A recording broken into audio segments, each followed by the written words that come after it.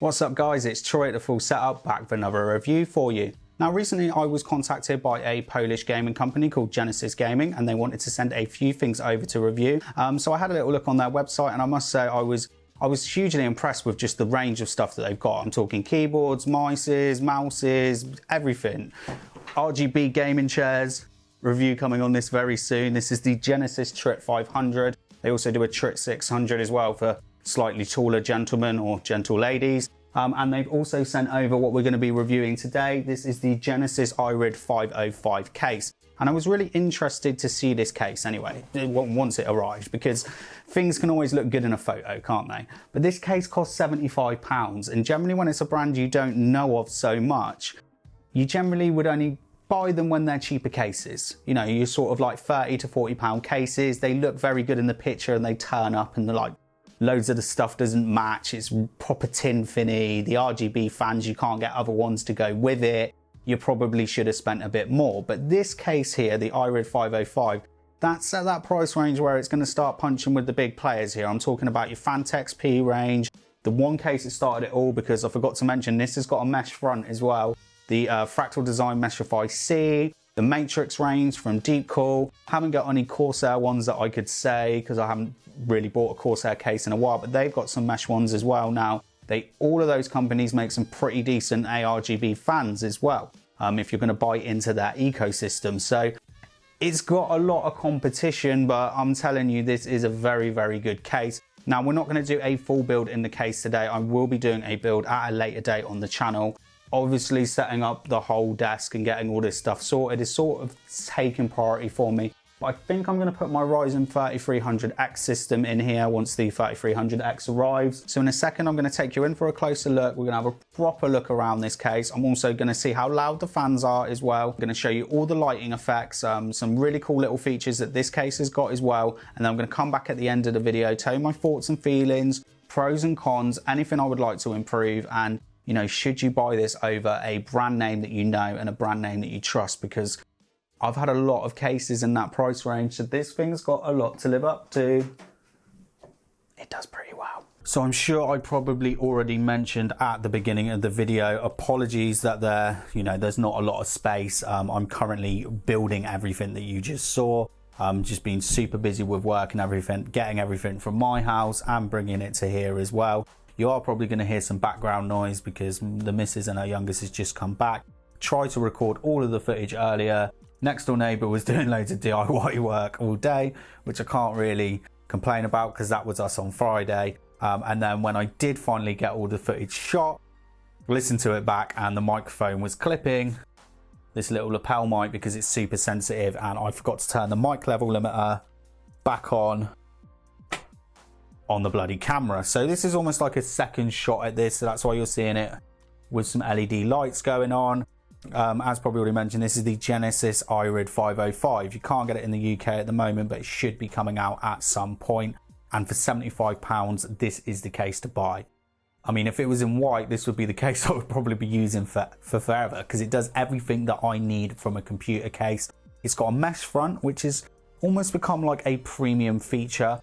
But even with the fans on, just feeling all that airflow. A lot of my cases, they don't have bad airflow, but a lot of the cases I've had for the last year and a half, they're not the best for airflow, especially when you put a big liquid cooler in the front as well.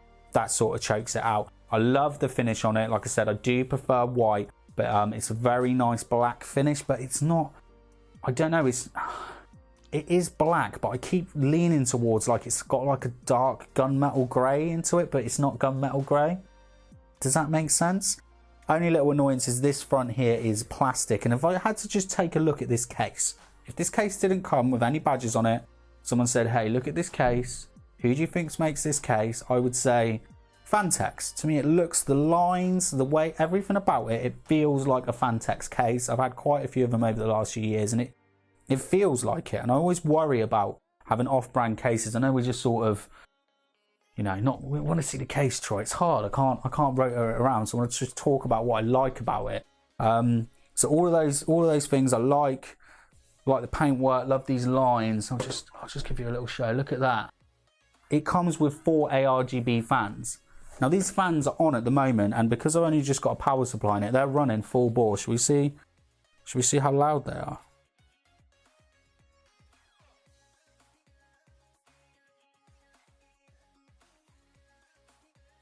I imagine we've got background noise as well. Going between 30 and 40 dB. These are at max tilt. These are really quiet fans. I couldn't find full specifications of these fans, but I think they're going to be going at about 1200 RPM, just from looking at other fans that they do sell. But really, yeah, really nice quiet fans. Now the front panel does come off, but it's a bit difficult, so I'm just going to do that bit off camera. So this little front panel, it is really hard to get off. Some cases they are quite stiff on them. It's not a con at all, but yeah, it's a little bit of a pain if you want to do just like sort of a quick dust filter check. I feel the thing is always with front panels, you feel like if you will pull them too hard, they will break. I've never broken a front panel in my life, but yeah, I had some that are just a real pain to get off. Now, one thing as well in here, I don't know if you can see it, this mesh at the front, there are little clips if you did want to pop it out. I'm thinking of doing it myself, thinking about spray painting it white. I do like to spray the sort of mesh fronts. I just think it adds a really nice touch. It makes the case a little bit more individual to yourself. As for the front of the panel, not masses going on. Obviously, we've got the 320mm fans. There's a gap here where all the cables come down from the I/O. Some holes here as well. Magnetic dust filter as well. Being a mesh front as well, this is going to be something that you will find you're probably going to have to clean quite regular. One thing I really like about these lights as well is that the white is like a really pure white. I'm really impressed with these fans actually with the ring light. You'll see them a little bit more in a second once we get inside the case. Now, if there is anything that is a bit of a con, that on the screw holes here, there's not a lot of play as into where you can move stuff about. I do like to see those channels that go all the way down. They say you can't fit a 360 in the front, but I'd say maybe you can. Again, that'll be something that I'll test when it comes to a build as well. But there's not a huge amount of space behind it. Probably wouldn't fit my big Arctic cooler in it. There's some holes here for threading cables around, and there's like a gap here. Can't see any direct holes going from the fans as well. Where's all the fan wiring going? Yeah, all the fan wiring looks like it's going straight through the top, but yeah, really impressed. Really like the look of these fans. We'll have a look at some of the effects in a bit. I am shooting in daylight, so it's not the best way to RGB, so just pop that back on.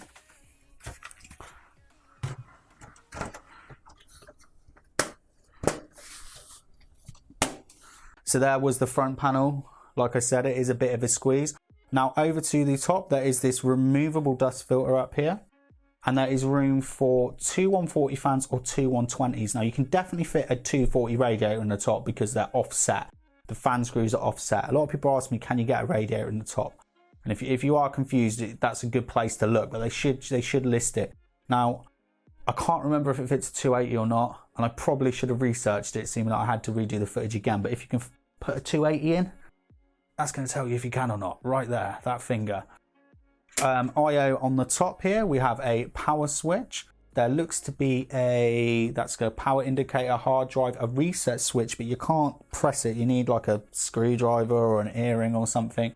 There is the LED light for changing the lighting effects. I'm not going to go too far into this, but there's quite a lot of effects on here. Only annoyance is that you can't change the speed. I would love if you could change the speed of the effects. I quite often find that the effects that are on a case are generally better than the effects that you can have on a motherboard. Obviously then there's the benefits of being able to sync everything up. Then you've got two USB 3.0s, two USB 2.0s, the microphone input, and then you have the headphone jack. Is there anything else? Oh yeah, one thing I wanted to say actually. The feet on this, the feet on the bottom, the rubber pads, if you've got a white desk, it looks like someone's been having a drag race on my desk. There are literally black marks all over it. So if you're someone that's real particular, but you get in your PC and move it a lot, I would always just tip it to one side and have a little wipe underneath after you've moved it around, because if that blackness is left there for a while, it will sort of stain up your white desk. It's a problem with having white desks. Right, let's have a look inside. Now this is one thing that is a little bit of an annoyance. I know most people have it, but Deep Cut will spoil me, haven't they? Removing thumb screws. Not only is it a pain in the arse, it leads to the case being smudged. Quite often the glass just falls down. They're a pain to put back on. And no one ever includes a spare. Ever. No one ever includes a spare. There is the bag of tricks. There's not a spare in there. Nothing against you, Genesis, because no one else does it, but it's a pain in the arse. So I've dropped these. I dropped one for my Fantex P300, I think. Couldn't find it for ages. Pulled one off a case that I was not using. It was too big and it threaded it, and the other one would never go back in. So that was a right kerfuffle, that one. So let's take a look at the inside of the case then. Now, I will apologise to you, Genesis. I'm like this with all cases. This is the first thing Genesis has sent out. So whoever's watching over their end, don't take things personally. It's a case. You have to be picky. I love this case, okay? I love this case, but I'm a picky mofo. So down here at the bottom here, you have the Irid 505 logo, which I think looks sick. You have your Genesis logo, which I'm a little bit so-so about. I really like your little squiggle thing you got going on. For me, these two need to be together if you want Genesis in here, but you've already put Genesis on the front, and that logo on the front does look sick. So why doesn't it have Genesis and the Irid 505 underneath it? You've also got two different fonts here as well. I'd probably just get rid of the Genesis and put Irid 505 in big writing. Would look sick. In fact, this is for the next one. Let's just say the Irid 506. You could have it cut out of here, and then you could have RGB on the back, so that mofo is just going Irid 505, baby.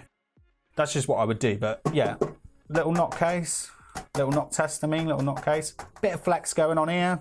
That's pretty much standard at this price.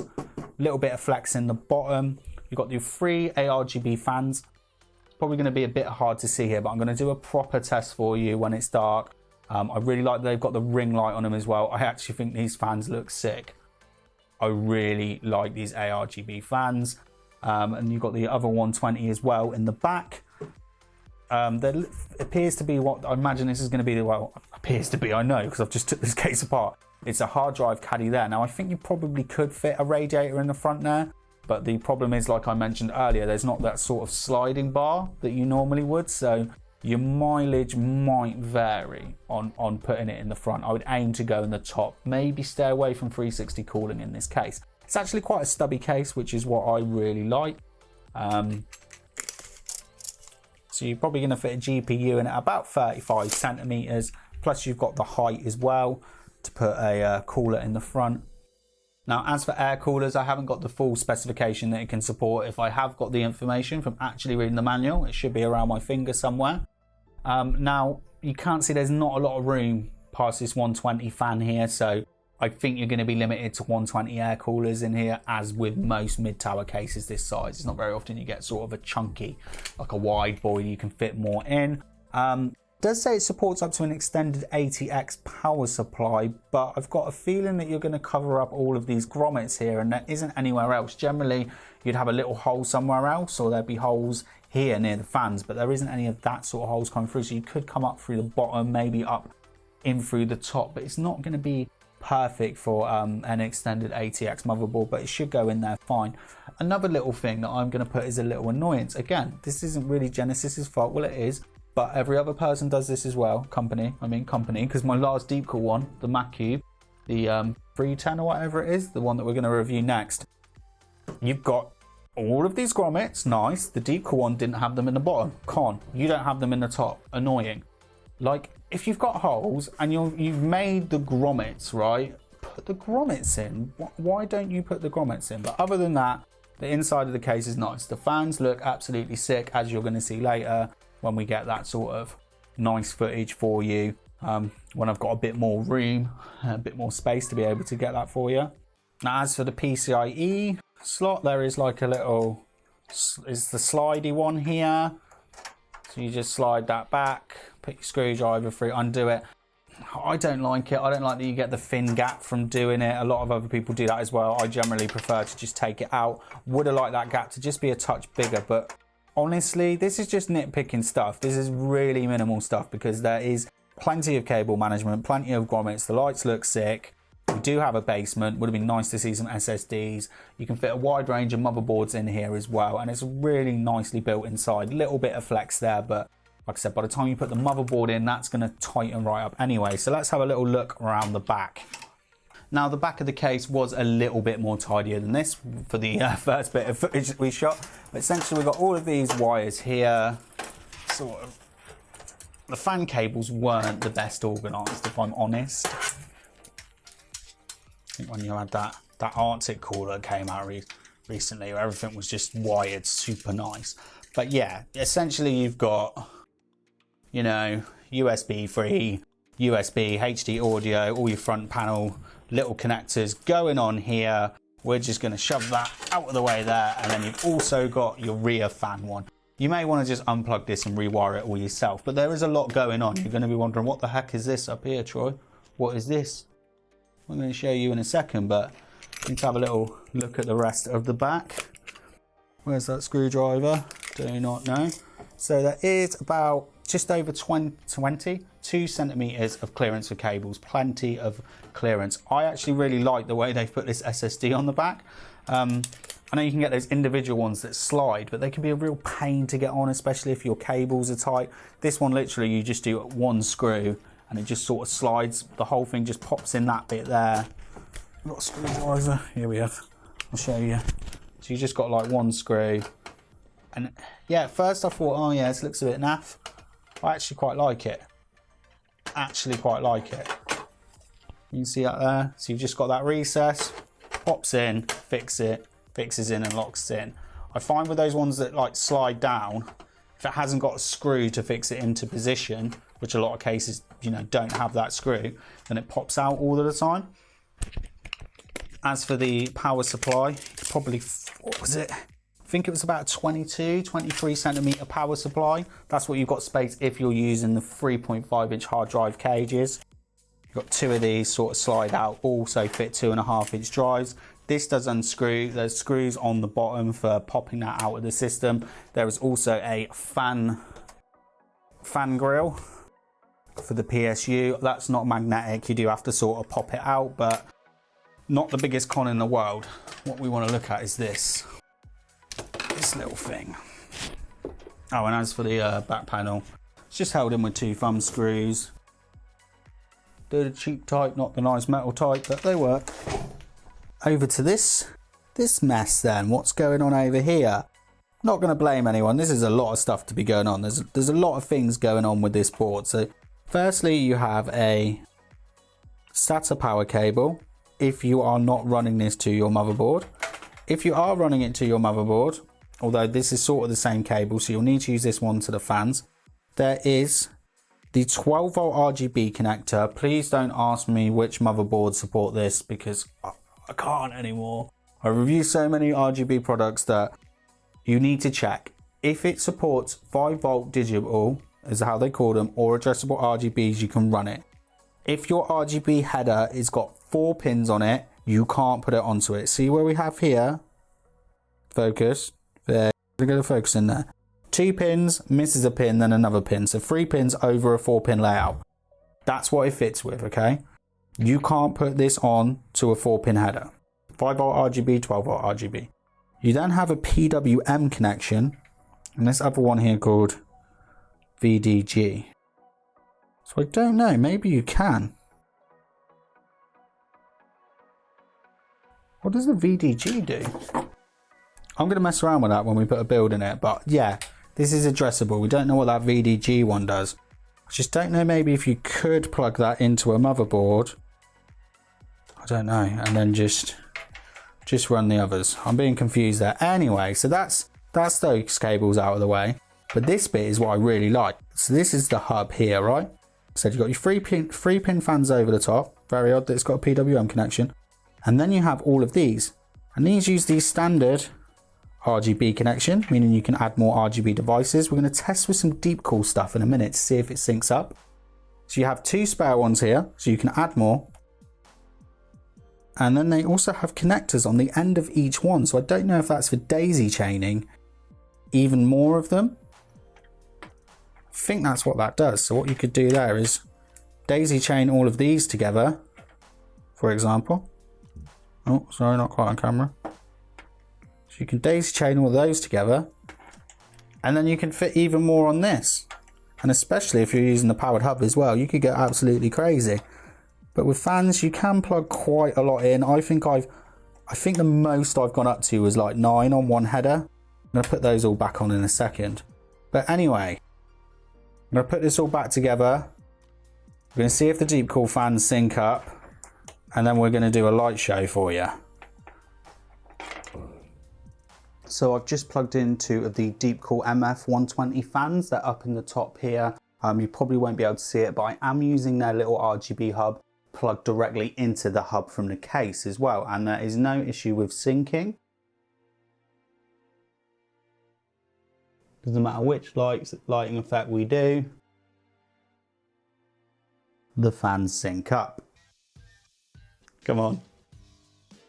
Is it overkill? I don't think it's overkill. I think it's just right. I think it's just enough. It's got tons of effects. I'm going to do this, the review on the chair in a few weeks because, you know, I always think you have to use a chair for a little bit first. I don't want to just sit in a chair for 2 days and do a review on it. Probably a really good thing as well when I come around to doing the review on this chair is that I'm working from home at the moment. I've just set up all this, which means I want to make loads of videos.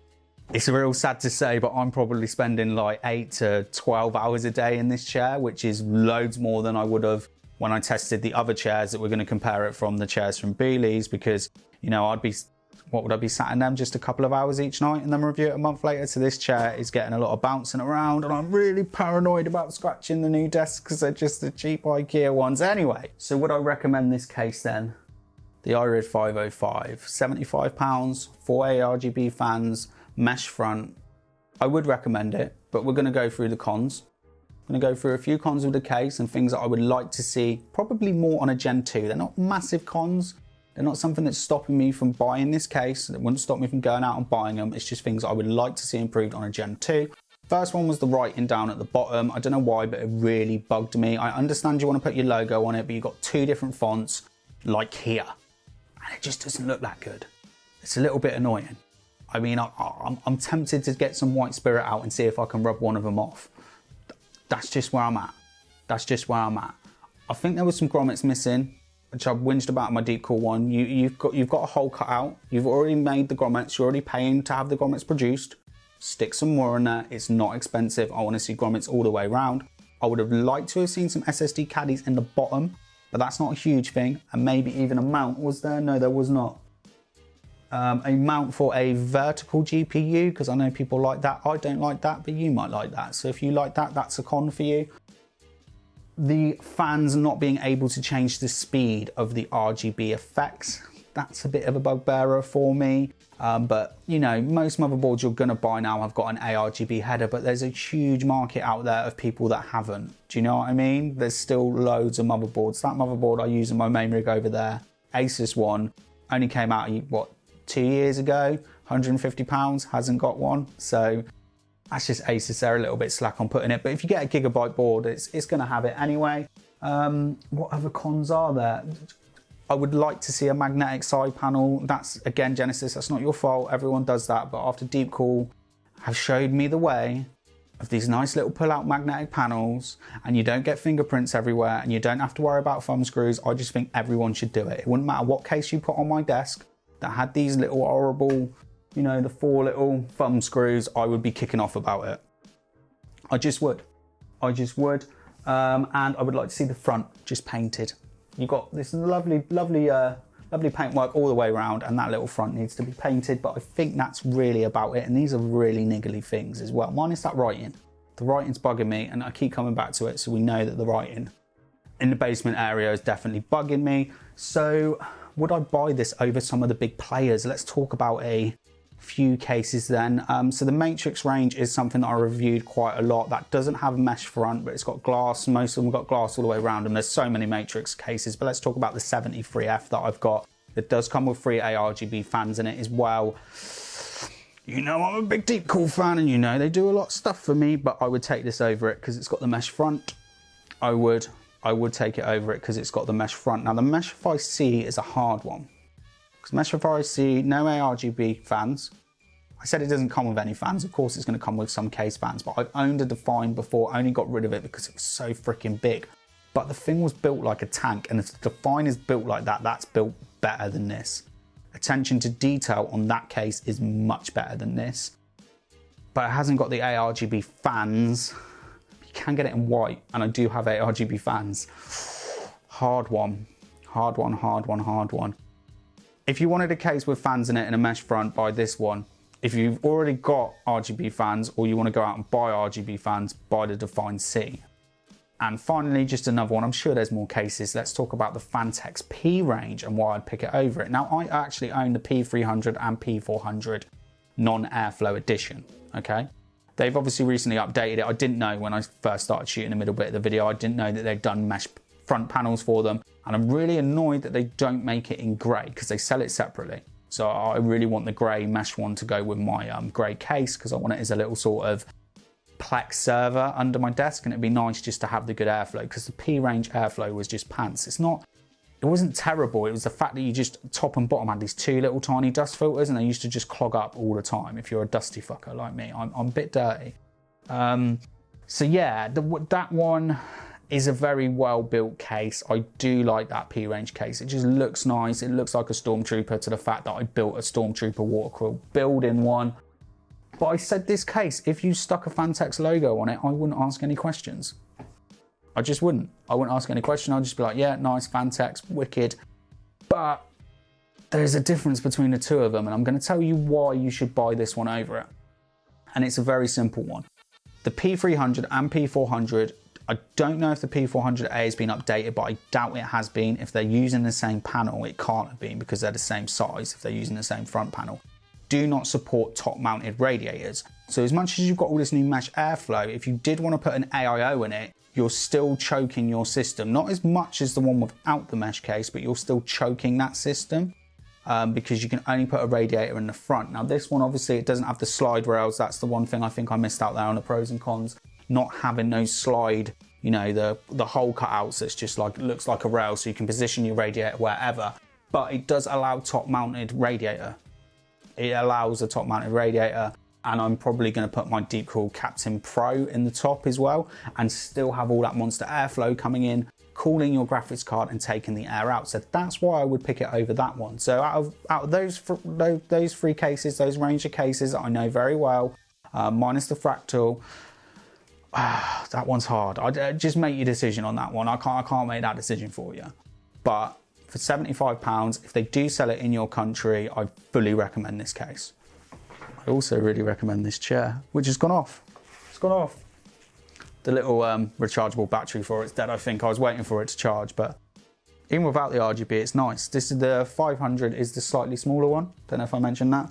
And the 600's for you larger gentlemen or gentle ladies. And it does feel quite nice. It's nice being sat in a slightly smaller chair and not having all this out here over the top of me. Anyway, we're going to look at the lighting effects. No speed control. I'm going to write down if I've slowed them down because I shot that at 4K 60, so I might slow the footage down so you can see the effects in more detail, but remember that the effects might be a bit faster if I've done that. I'm going to tell you right here. Leave a like, make sure you subscribe. Any questions about the case, hit me up. Check out Genisis Gaming, link below in the description. Check out Skillshare. If you're bored at home and want to learn something new, Skillshare is definitely the way to go. 2 months free premium for you there. And I'll be back with some more videos real soon.